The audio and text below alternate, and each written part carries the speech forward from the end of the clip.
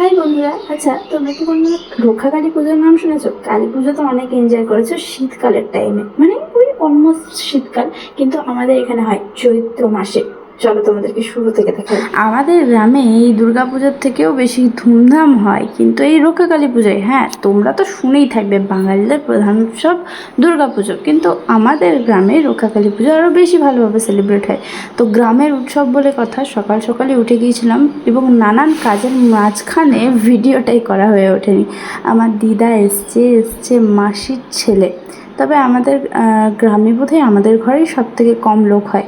এই যে এরা দুজন বসে আছে, সকালবেলার তপ্ত রোদে এরা দুজনে উপোস করেছে, মায়ের কাছে পুজো দিতে যাচ্ছে। পূজা একদিনের জন্য হলেও উৎসব কিন্তু চলে দুদিন ব্যাপী। যাত্রাপালা, ঘর ভর্তি লোকজন, হই হুল্লোড়, খাওয়া দাওয়া সবটাই হয় একসঙ্গে। আর এখানে দেখো, মা ক্যামেরা ধরিয়েছিল বাপির হাতে, বাপি সামনের দিকে রেকর্ড করতে গিয়ে ভুল করে নিজের মুখ রেকর্ড করেছে। এই যে এরা পৌঁছে গেছে মা রক্ষাকালীর থান। আমাদের এখানে কিন্তু জানো, কোনো বিগ্রহকে পুজো করা হয় না।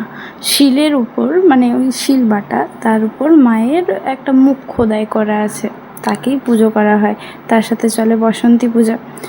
এইখানে এটা হচ্ছে আজকে 400 থেকে 500 বছরের পুজো। কোন যুগে বুড়ারা প্রতিষ্ঠা করেছিলেন, এখানে আমাদের গ্রামে বসন্ত হয়েছিল, মানে মহিমালয় হয়ে গেছিল গ্রাম।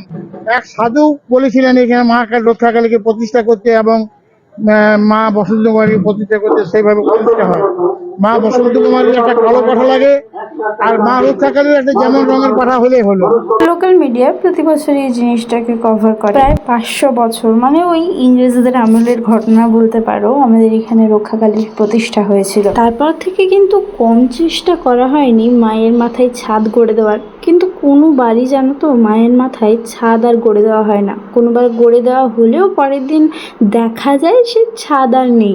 তাই এইবারও মন্দিরটা নতুনভাবে বানানো হলেও সেখানে ছাদ কিন্তু আমরা বানাইনি। নিয়ম হচ্ছে হোলায় পুজো দেওয়ার, মা আলাদা, দিদা আলাদাভাবে হোলায় পুজো দিয়েছিল। আচ্ছা, এদের পুজো তো হয়ে গেছে, এবার ঘর আসে। কিন্তু তার আগে দেখো, তোমাদেরকে বাপি দেখানোর চেষ্টা করেছিল মায়ের মুখ, কিন্তু প্রতি বছর এইটাই হয়, সকাল থেকে পুজো চলতে চলতে শেষের বেলায় মায়ের মুখ আর দেখা যায় না, শুধু দেখা যায় মায়ের চারপাশে থাকা ত্রিশূলগুলোকে। এখানেও তাই হয়েছে আর কি। আর এইটা হলো সেই বলির ক্ষেত্র, আর এইখানে লোকজন ডন্ডি কাটছে সকাল হতে সন্ধে পর্যন্ত, কারোর মনস্কামনা পূরণ হয়ে গেছে বলে, আর কেউ মনস্কামনা পূরণ হবে বলে। সবারই বিশ্বাস মা ঠিক তাদের ইচ্ছে পূরণ করবেন।